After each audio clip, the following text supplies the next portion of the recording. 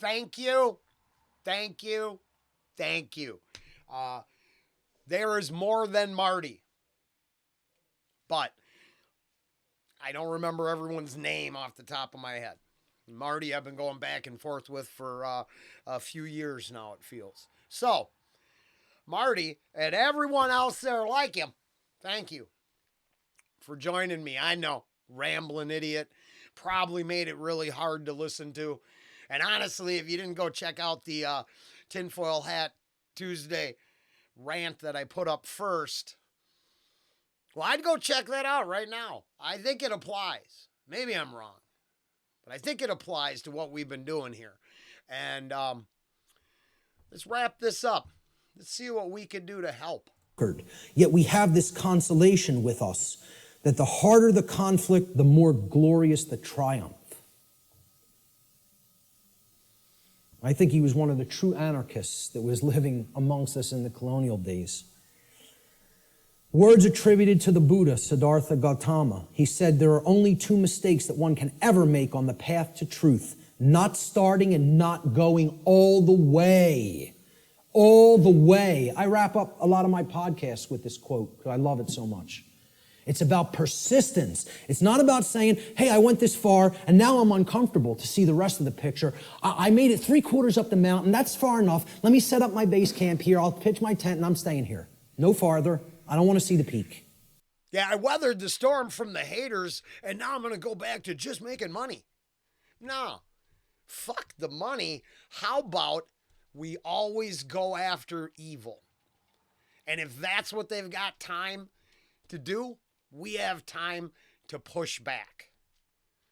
Because honestly, if I had a single takeaway from my entire experience on YouTube, is there are too many people with too dark a hearts, with too much time on their hands to shit on others. How can you create anything good when that is half of the viewers' pastime is just hating on things? Well, you can't just ignore it. I think I got to go all the way, fighting against it. Okay? Until we become fully enlightened and go all the way to the summit, don't expect things to change. Don't expect them to get better. Uh-oh. The truth has to be taken. Forgive me. I think the dog might have had an issue. Sorry. No, he's just a stinky dog. It's a shame. Taken in its fullness. All the way to the summit. Don't expect things to change. Don't expect them to get better. The truth has to be taken in its fullness. We need real world practical skills. You know, this isn't just about, oh, I know this now, and I don't actually need any skills, okay? To communicate truth, skill is required. Knowledge is required, okay? To reach a good amount of people. Yeah, you can just talk to the people around you. You can communicate, to a small fraction of people that way. I'm not saying don't do that, even if you don't have these other skills. I'm saying if you want to get it out in a big way to the masses of people, and in the new form of media, which is doing things like this, through the correct and positive and empowering use of technology. To be fair, as we learn what we can and can't do, I would just like to explain that this is the reason I talk about Luciferian principles within ghost reactions. Music's cool. I like it. Nothing wrong with poking the bear with your theatrics. But if what you really believe is that the human trafficking and sacrifice that goes along with that cult-like activity is acceptable, you might have to own that as a fan. And then that would be applying everything that I learned from the years listening to Passio to a different format, but pushing back. So if anybody ever wonders why, well, that's why. Because I don't get a choice. I'm not here to try to hustle something. Hopefully, it's hard. Sometimes they're boring and there's nothing you can really interject. But when given the opportunity, holy smokes, you got to put your ideas in there. Maybe see how they align with what you truly believe. People want to say, oh, there's no, technology is not, there's no role for it. We got to get rid of technology. Technology is a thing that improves life at every scale and level.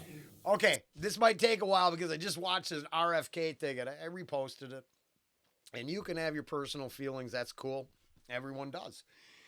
But basically, what the actual evidence appears to show is that technology, learning to wash our own asses, take care of ourselves, and not living in our own filth really made us healthy.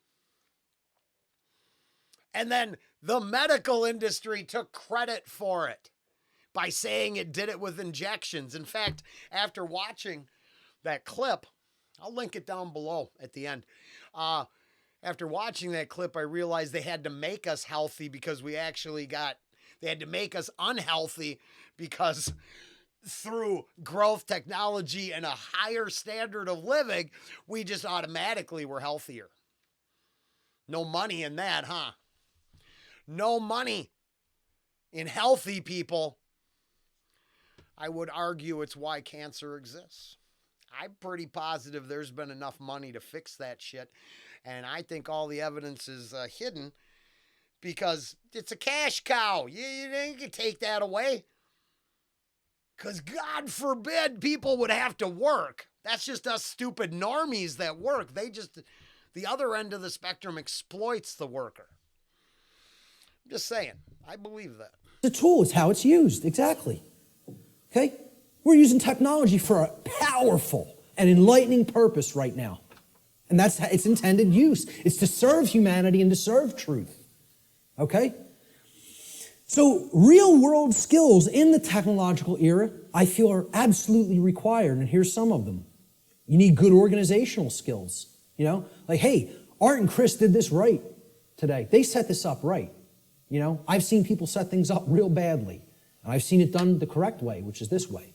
And Richard and Lisa, they've done a brilliant job here getting this all on film. And this will be going online and reaching a real wider base of people as a result. All right? So you need organizational skills. Some people are better than that with others. I have to quit smoking. Yeah, it got me. I'm at my limit. Something happened. Maybe bronchitis or something. But, yeah, today's the day. Weirdly enough, it's the day. I would have started 2 hours ago if I could have breathed. And I don't feel like dropping over dead. And the simple fact was I might have aligned as a chain-smoking idiot. But if that's going to put me in the hole, I'll work against it.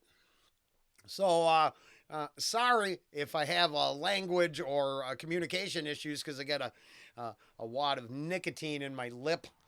But that's where I'm at. I'm definitely not free from nicotine yet, but I have to be free from inhaling smoky items for a long time. I think completely done with the oil. There's consequences, and the consequences get greater than the pleasures. You probably want to give up the sins of the flesh. No, that aligns with everything I've been talking about today. Pretty good with organization. I feel I have good, powerful organization skills. Communication skills. You need to have a way with words. You need to have a good vocabulary. You need to organize words correctly. You need to be able to communicate concepts in often a very linear fashion to people so that they can readily absorb it easily. If you're all over... I don't think I have that skill. I think he's going to say what I am. ...to people so that they can readily absorb it easily. If you're all over the place, they're not going to get the concept. You need graphic design skills in many cases. I couldn't build a presentation like this without my background in graphic design. And, thank God I have it. It's like I got jobs like I did in the past, and sort of they prepared me for everything that I was going to do in my future. Synchronistically worked out like that.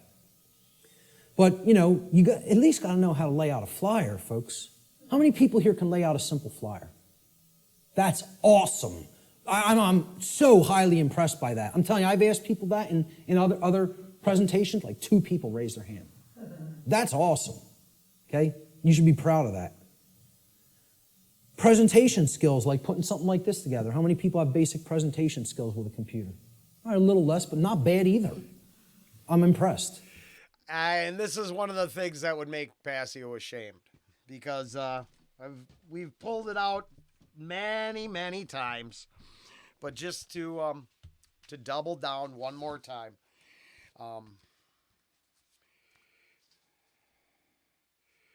This is a certificate in graphic design for me. Well, my whole who I am there. You know, I don't really give a fuck what you think. Yeah, and I refuse to put this skill set into my work, because here's the difference. I believe the ideas are powerful. I believe the advertising presentation is deceitful. My one takeaway from my entire college experience was I was supposed to convince people to do things against their own will. Woo, that really butts heads to what we're talking about here. So hopefully, attacking Satanism within ghost reactions makes sense to me. Putting up a beautiful facade to suck you in is not my thing. So he would be ashamed of me, because I definitely rejected my entire design education. I did. Okay? Audio skills, you know? Sometimes you got to work with audio, you know, podcast audio, etc. Video editing. OBS is a free. A lot of people use what I'm using right here, and it's free. It's not that complicated. And if you wanted to create videos, the best thing you do is go on YouTube and have somebody teach you how to use OBS. I needed maybe an hour worth of instruction so I could change a couple preferences. I had microphone issues. And to this day, I could use better mic technology. But the point is there are free platforms everywhere to help you create content to spread a message. I would use this entire Mark Passio thing. The handful of people that watch it is enough to make it worth my time. If anyone out there just says one thing to one person, success. That was it. Like Upchurch said, if he was rapping to one fan, he'd still keep cutting records. I find that to be a profound statement. If Marty was the only one watching, I'd still make content. Skills. I know Rich was a master at that. Website development, you know, this was laborious in the past, just 10 years ago. Yeah, now that one's easy. It's all wizards now. It's not even hard. Sorry, my lemon is clash. I gotta get the coffee. Plug. The lemon does not go with the coffee at all. You know, we have free open source content management systems now to make this almost website development. You know, this was laborious in the past, just 10 years ago. Oh, God. You know, we have free open source content. I was still writing HTML. That was another thing. The main reason I didn't cultivate or exploit my education was my entire college education fell on transitional times in history. First, I started out as a printer. I run a Heidelberg. I used to be able to set up a 3 and 4 color. I've hand fed platen presses. I've run a vertical press, Klug windmill press. I think it was. I've run one of them. I've hand set type. I wanted to be a printer. When I got out of school, it turned out, well, printing was dying, turning to a digital realm. I went back to school for pre-press, post-production, for pre-press and post-production work, and it turned out the whole educational process was really lending towards breaking into advertising. And I just couldn't do that. It just seemed immoral. Management systems now make this almost a breeze. You it's a somewhat little bit of a learning curve, but once you get there, hey, you're off to the races. You can maintain multiple websites then, right? So how many people can build a simple website by a show of hands? That's also awesome. I mean, kudos. Whoever hates that word, whatever. But I'm telling you, that's impressive. For an amount of people in one room to have all those skills, I'm impressed. It's very rare. Well, all right? It becomes the standard, unfortunately, which dates this for when it was. It's now actually super easy to create websites, to make videos, to capture audio. This is part of the future we live in, is that these things are easy to achieve. You would just have to have the ideas to cultivate it all and bring it together. Networking skills. I mean, literally like people skills. I'm weak on this. All right. I can do it. I don't like doing it. No, you're not that pleasant. I don't like marketing and promotion either. I'm not a good marketer. Now we get to the end, and there's the deal, isn't it? There's my stumbling block. But hopefully, wanting to interject the ideas is stronger than the hurdles in front of me. So we're here.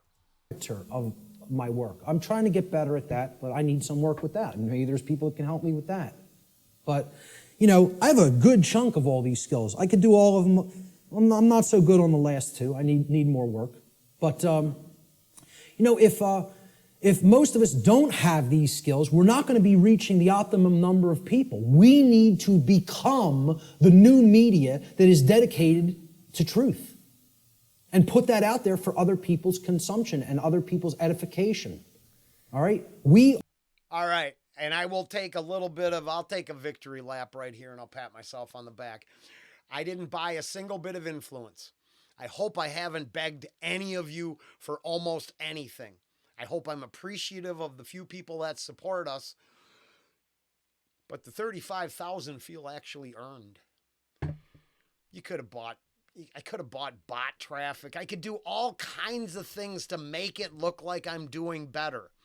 I could pretend I make money doing this, and the illusion could create an environment that actually starts bringing something in. All of that seems fake. But without begging, without asking, without doing anything but being myself for 4 years, I got this far. I feel kind of proud of myself. And there are ideas. You go over there on one of those Tommy or Dan Vask, Eric Grunwell. God, I can't say his last name. I hope that's right. Go over there. Julia is a good example. I don't believe Julia's a conspiracy theorist, but getting a little rise out of her, getting a laugh, and some positive comments and making her day when we're kind of bucking the traditional system, little blowback towards established norms, that lets me know I'm in the right path. That's never going to appeal to everyone. They want to be told what they want to hear. The fact that I have a bus full of, metaphorically, a handful of kick-ass subscribers who are actually here for it all, that's the answer. And I keep being myself so it didn't scare you away. Now, are there ideas that make you think that kind of align with any of this? Well, then, yeah, I believe I've not failed. I'm not there yet, but I don't believe I've failed, which I think is important to remind yourself, where you're at, what you're doing, and what else can come from it. We are the answer. We are the illuminators, the ones who will help to enlighten other people once we've taken this knowledge into ourselves. And then that's only the beginning, folks. You got to put it back out there. Yeah, I tell people the story. I had all this knowledge for a long time, sitting on it, doing nothing with it, just taking more in. Oh, I want to make sure I got it all right. I want to make sure I got the whole picture. I go to a meeting in the state of Virginia. Virginia, Virgin, the goddess, okay? Care. Very synchronistic. A woman comes up to me. She says, "You're one of the most knowledgeable people I've come across. What are you doing?" So what do you mean, what am I doing? She said, I mean, what are you doing with all the knowledge you have? You doing lectures, presentations, videos, audio? What are you doing? "Oh, I'm not doing any of those things. I'm just taking a lot more in, downloading a lot more videos." She goes like this, and it's just so matter-of-factly and harshly. What makes you think you have the right to do that? What makes you think you can keep taking all of this in, all of this in, all of this in, and not put any of it back out? What makes you think you even have a right to do that? It was like somebody hit me in the face. I understand that. I don't believe I know that much. But in my circle of peers, I am a cornucopia of useless knowledge. And the one thing that I have discovered is I am the person they bounce the ideas off of when they don't know where to go. And I think that that was the first step. Willingly engaging with anyone on subjects that buck the trends. That is what started it many years ago, long before I ever decided to rant on a video. And it's important. And I believe this is actually very resonating with me. The fact that I didn't gain the knowledge, and I'm not saying it's special. It's not. But I didn't gain all. I don't have all this knowledge just to keep it for myself. How unfair is that for people who don't know? And how enlightening is it for someone who is definitely beneath your stature? Because I am nobody, man. I live like a bum. I do not covet money, success, a lot of things. So I come off as kind of a nobody till we engage in conversation and they're like, what the hell is going on? Where did you? I don't know. I paid attention. Oh, I listened. Oh, I found that to be something to reference.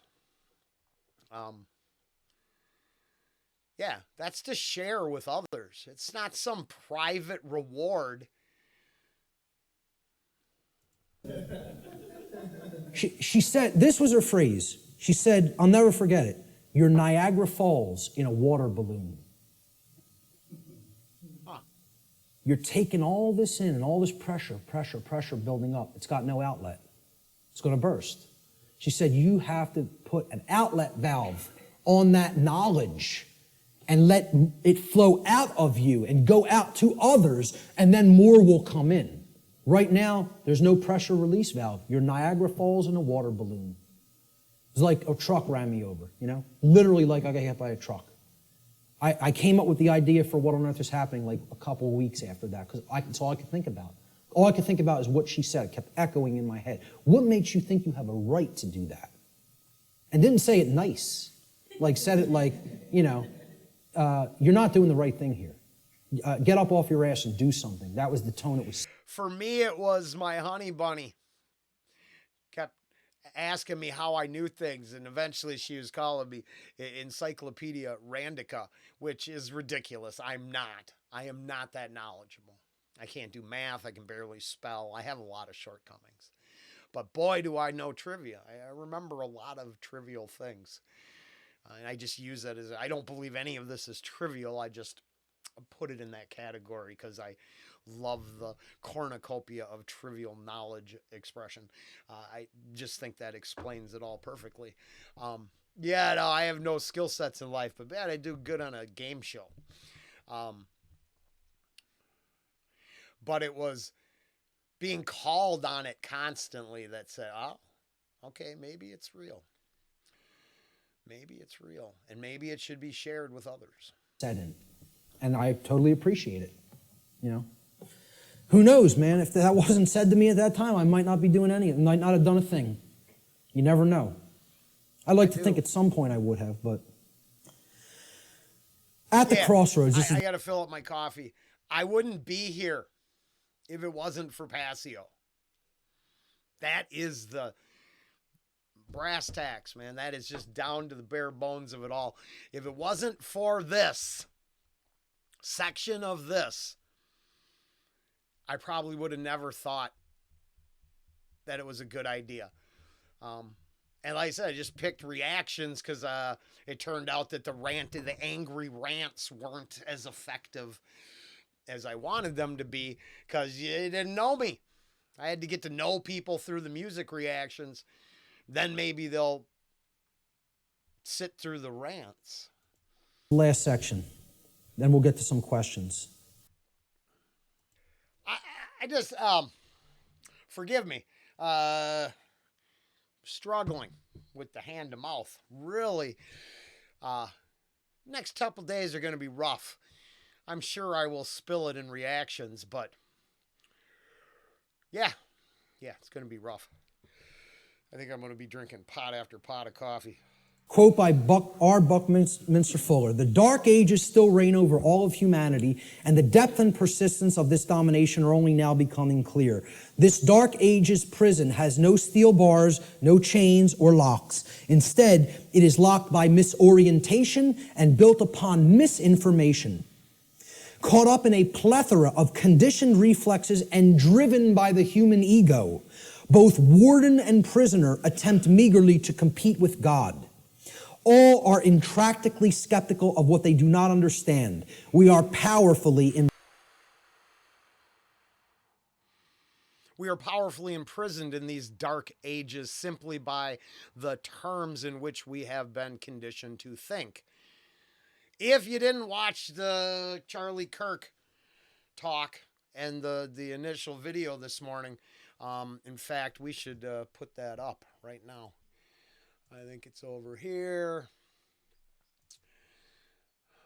Yeah, there we go. Let's get that out there because this one's almost done. What do we got to add to it? Tinfoil Hat Tuesday, end screen. Let's put a playlist on there. Maybe Tinfoil Hat Tuesday. Save. Looks. Oof, I look angry. Maybe we'll go with a less angry thumb. Yeah, that's not so passionate. And there. So I put this out already. That's ready to go. Hopefully that'll you catch that first. You've already caught it, and then we're here with this. And I've got to believe that. And then this is was it that ball? Isn't this the guy? The reason we had domed houses, and what's that? The platform that looks like it hovers where they use. God, I can't remember the. Hold on. Yeah, okay, dome for sure. But what is that other? What's it called? The dome is the big one, obviously. Obviously here. What's it? 10. No.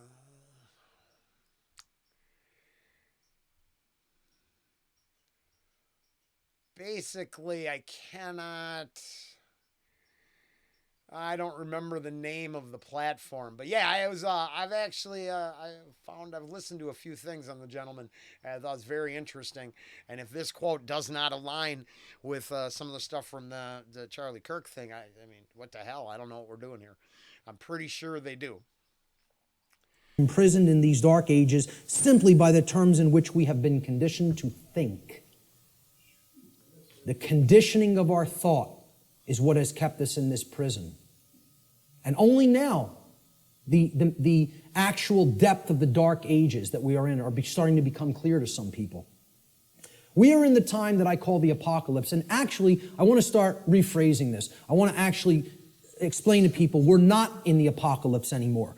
We are now in post-apocalyptic times. We are living in post-apocalypse. The apocalypse has already occurred. It's over. We are living in the time after the apocalypse. And what do I mean by that? Well, we got to look at the meaning of the word. Okay? From the Greek prefix apo, which means away from, off of, or removed from. And then the Greek verb kalyptine, which means to cover or to conceal or to hide. So, Apocalypse means literally to take the cover off of, to remove the veil from, or to take something out of hiding. Now, following the Buckmaster quote with this is very powerful, because I would think a lot of people see the apocalypse as a different sort of experience. And when you think about it as everything will be fully observable, maybe the apocalypse is really a bad thing for the control system, not those living through it. Well, ladies and gentlemen, another big surprise. The veil has already been lifted. The truth is already out there. It's out. The truth about what's going on here and has been going on here on the earth is out. It has been de-occulted.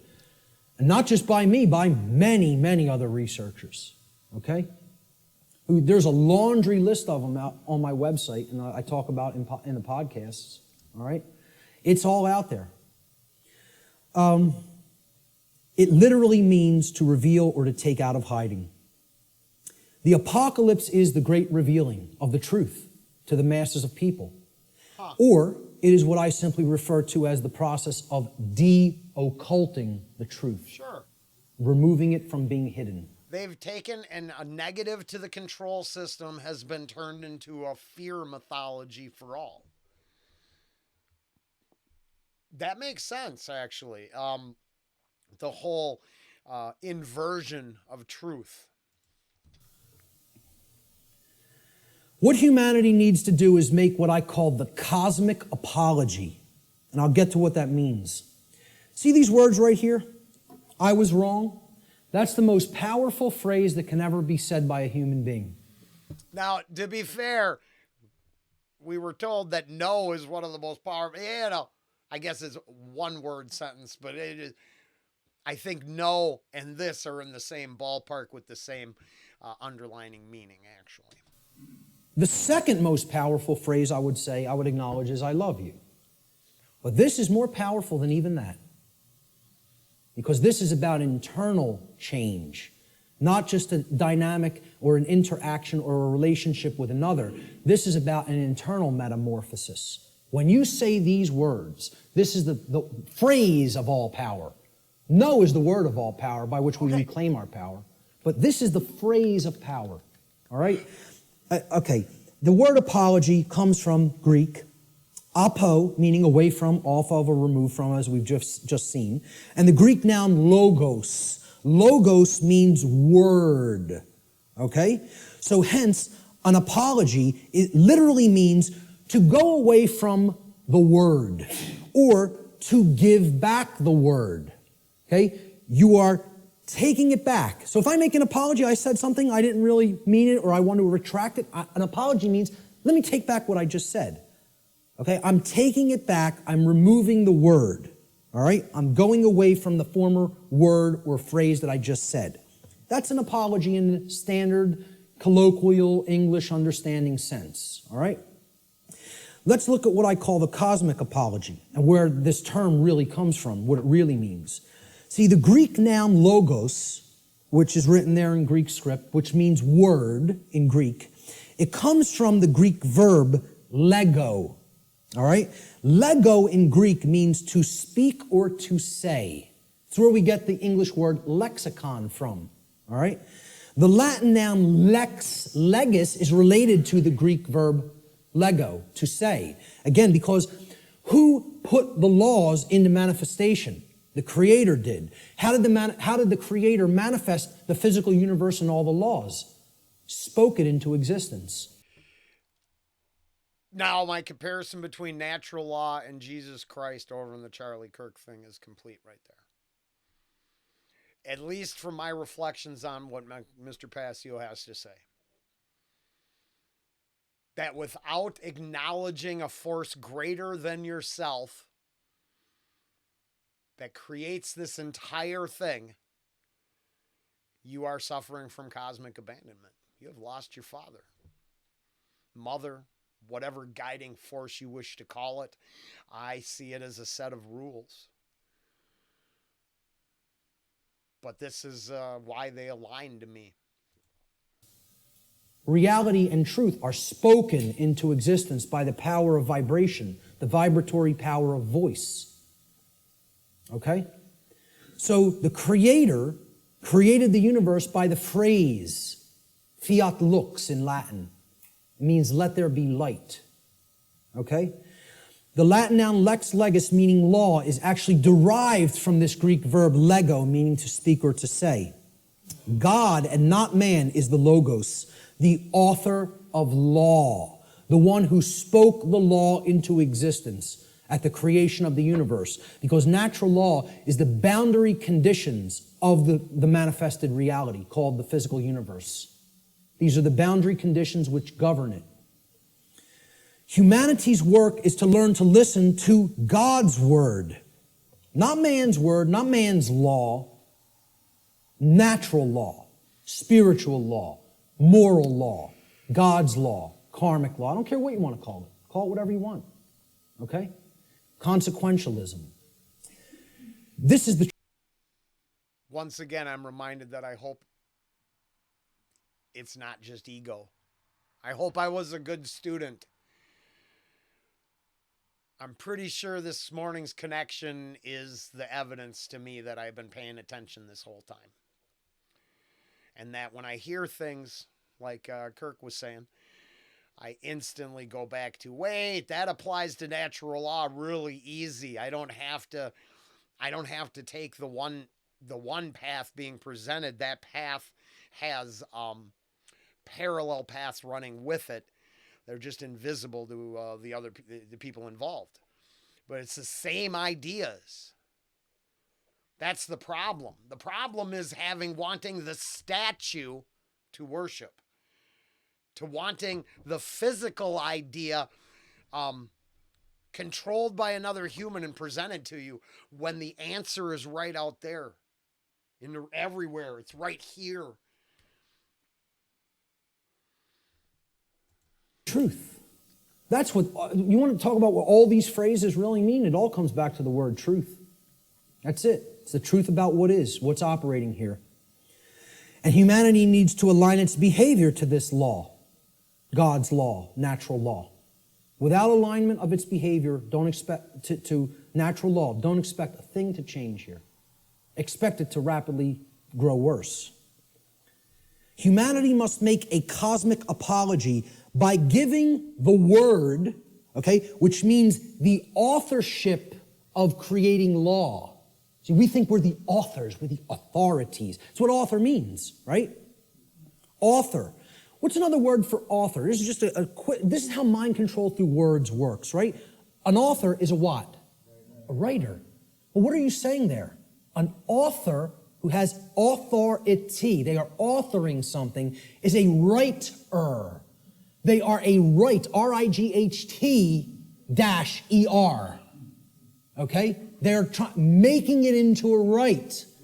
This is what you hear when you hear the word authority. You hear author, which means a writer, meaning one who makes rights, which means someone who believes they're God. That's all this really comes down to.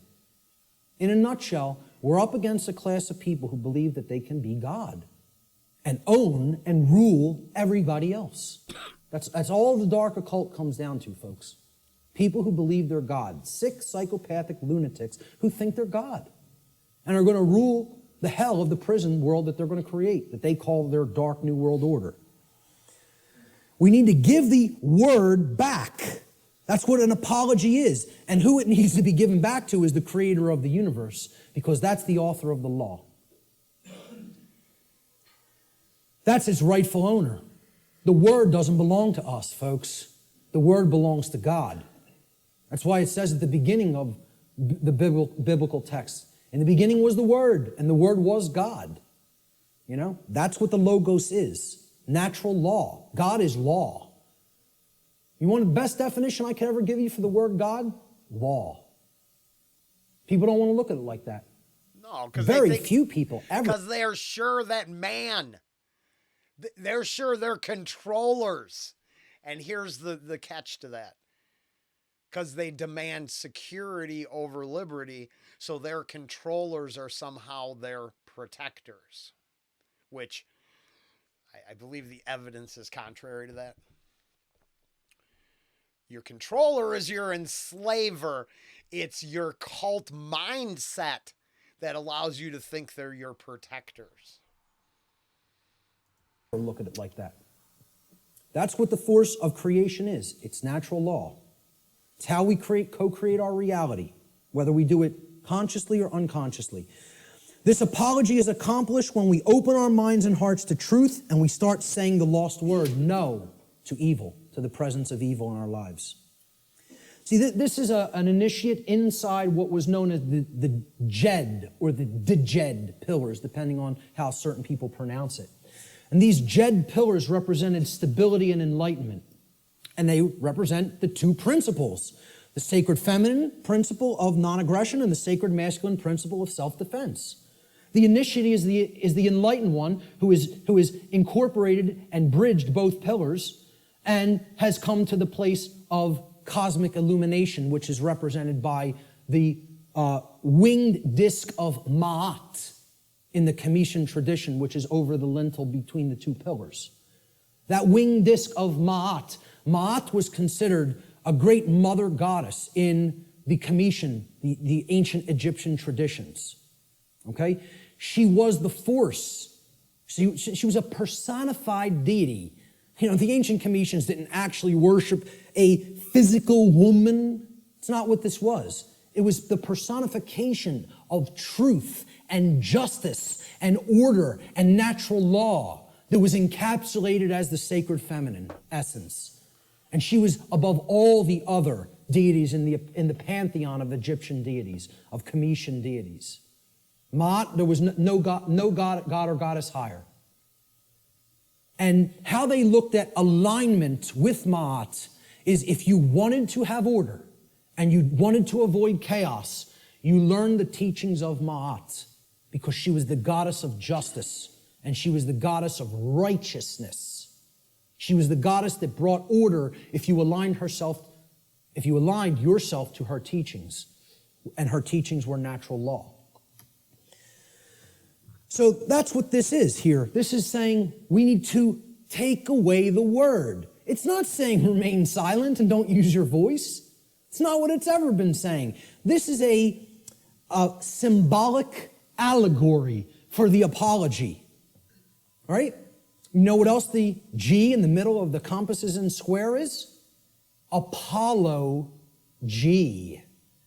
The sun, the light, the generative principle. Okay? We need to make the Apollo G. All right? That's what the G in the middle of the compasses and square. I have a coworker who is going down the path of conspiracy theory and interesting subjects in their opinion, and they are just positive the Masonic Order is all evil.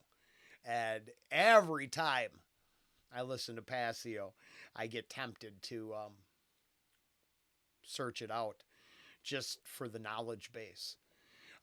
It is so far from evil. It would depend on what they do with their lodge, right? It would depend on what power they're trying to wield. If they're just a repository of knowledge open to any who wish to gain access to it, what an incredible opportunity that these towns have. That the answer is right there at the same place you go get pancake breakfast once a year. It's weird. Apollo G. All right? That's what the G in the middle of the compasses and square in allegory also represents, because one of the big deities, the Greek deities that is often kind of exemplified in the Freemasonic tradition is Apollo. He was a sun god, and he was a corollary to Horus in the Egyptian tradition, and Jesus in the Christian tradition. And Mithra in the Persian tradition, and many other sun gods that represented truth and light. All right? So that's the middle way, the middle pillar. That's what the initiate represents. Do you catch it? No. At the same time, Hollywood has told us that those sun worshippers were tearing out the hearts of their victims. I don't think they were the truth and the light. I think mythology is created to demonize any of the positive paths, to emphasize the control system and push it into the forefront. Um, my one takeaway all the time is that there had to be good and evil in all of these systems. Otherwise, Passio wouldn't be able to say the things he says. There's so much knowledge that has nothing to do with forcing harm on someone that it can't all be bad. It certainly can't be the way the new system is told me, like how Hollywood demonizes certain times and certain parts of the timeline. Hell, as much as I hate to admit, I'm in my head, I'm thinking of Apocalyptico and the whole sacrifice scene and the stopping when the sun tells them to stop, all the weird stuff. But I'm sure there were probably individuals teaching a different path, but the ones who wanted to kill, destroy, and control, and that's the only side we're shown, because fear is a powerful motivator, isn't it? I started this presentation with the slide before we begin. Now we have begun. And it's up to you to take it further. What you'll do with this knowledge is entirely up to you.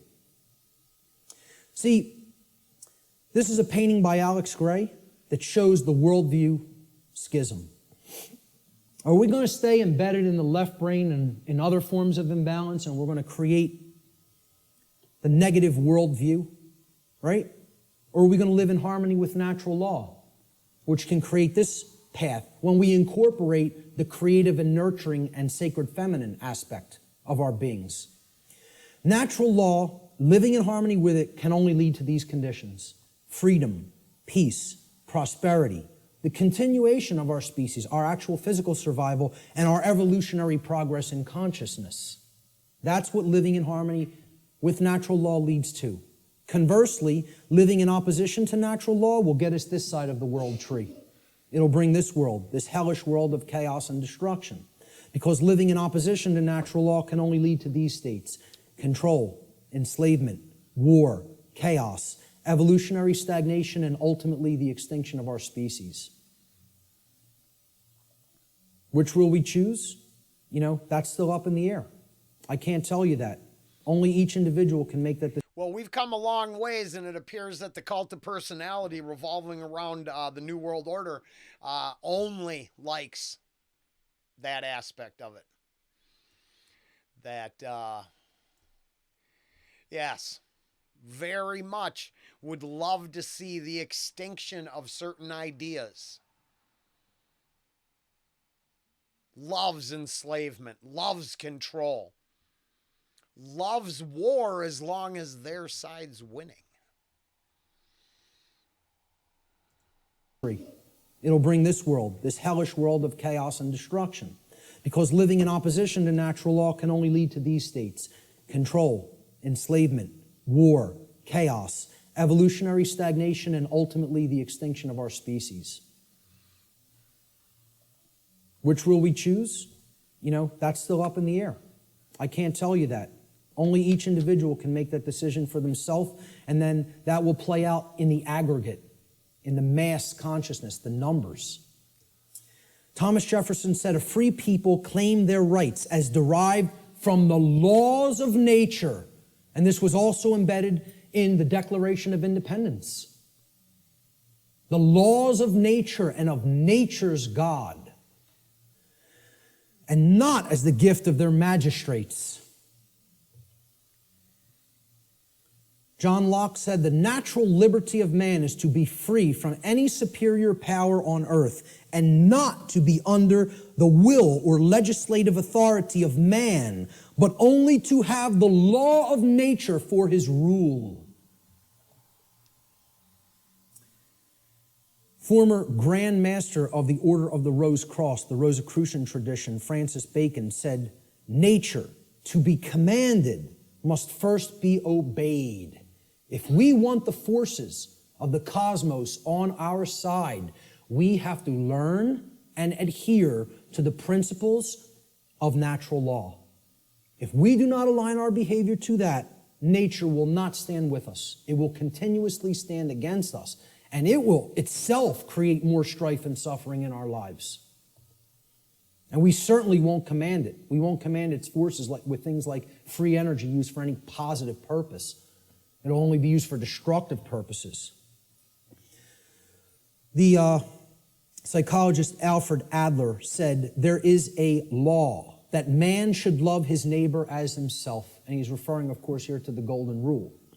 In a few hundred years, it should be as natural to mankind as breathing or the upright gait. But if he does not learn it, he must perish. And you know, folks, I would really hope this is going to take less than a few hundred years. But based on where we're at, I'm not so sure. You know? No. I think we could do it a lot faster than that if we accept the key that's been shown here today, that, as I said before, has the power to unlock all the locks on all the doors to all the cages. And that's what the knowledge of natural law comprises. Will we make the choice to climb the ladder of consciousness through an act of our own free will, choice, and effort? It's not a simple climb. I mean, it's a difficult climb. It's not overly complicated to learn these concepts, to learn these truths. It involves abandoning many things that we've already been conditioned with that don't serve who we are, okay? But I'm not telling you it's going to be easy, all right? It involves a lot of deep introspective work. But if we do it, we can step out of the prison that we've imposed upon ourselves by balancing the sacred feminine and masculine forces within each one of us. And by recognizing our own inherent sovereignty, and that there is no legitimacy and never has been any legitimacy to slavery and control and the external rulership of human beings as subjects. Okay? That recognition of sovereignty has to go hand in hand with our knowledge of natural law. It's a totally integrated component of it. This was the title slide. This tarot card was on the title slide. When you understand, and I've talked about this in some of my work online, when you understand the deep connection to the tarot tradition and other mystery tradition teachings, specifically its very deep interwoven relationship to the Kabbalistic tradition of the Middle Eastern mystery traditions, all right? You understand that this card right here actually represents the will of creation and what creation itself, what the mind of the universe itself ultimately wants to manifest in physical reality. Not in some other worldly dream world or fantasy realm or spiritual reality that is to come or not come. Right here in the physical domain, which is not separate and distinct from the spiritual domain. They are one and the same. This card is known as the Justice card. Okay? And it's based on the Latin word jus, which means right or law. Okay? That's where we get the English word justice. This card represents balance between the pillars, as you see on the right side of the king, holding the sword of truth in hand, and the scales of truth and justice have been perfectly balanced and are in the other hand. And it represents sovereignty. And it represents alignment with natural law. And most of all, it represents alignment with truth and the manifestation of order. That can only happen when we align our behaviors to the principles of natural law. Only then will we see the manifestation that the universe is itself wishing for us and trying to help us create, which is justice and order. If we let go of the things that are holding us back and break our mental chains of bondage, we can create a world that is based in actual, real freedom. It is possible. I'm not telling you it's not going to be arduous work or a difficult journey, but it can be done, okay? If we choose to do that, we're going to see advances and things that are going to be created that the world is going to look so drastically different if we go down that middle path to the truth and to order and to justice through the understanding of natural law and actually applying it and living it in our lives, that the changes we're going to experience are going to be so positive and so transformative that we can scarcely even imagine what the world will be like on the other side of that work, on the other side of that transformation. Will that be done? Maybe. Maybe not. The answer will come from what you see in the reflection of that device right there. That's what will determine it. Nothing else. It's up to each individual. Ladies and gentlemen, thank you so much for your kind attention today.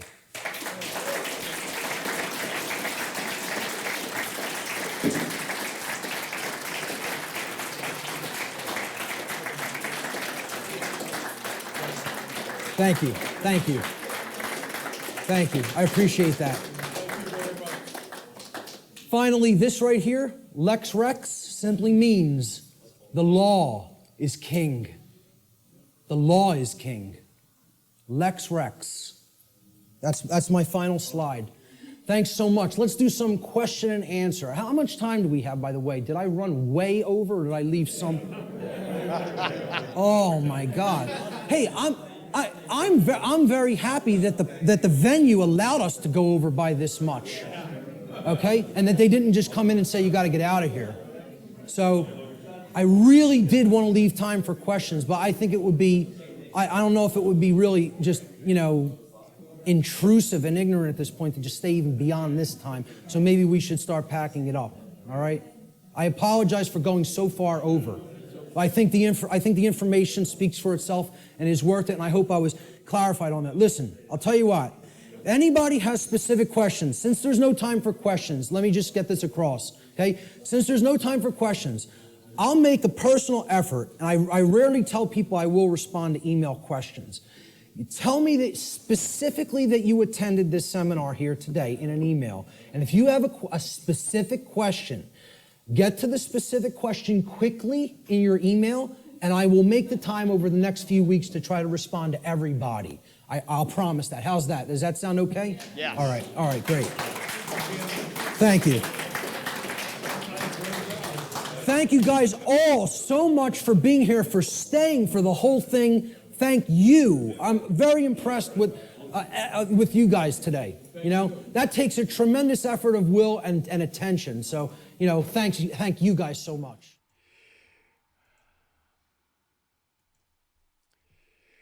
I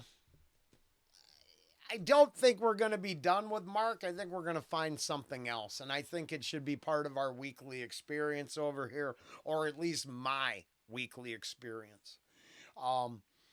Anybody else is interested, we'll just keep going. Find something else. Now, I want to talk about going a little long.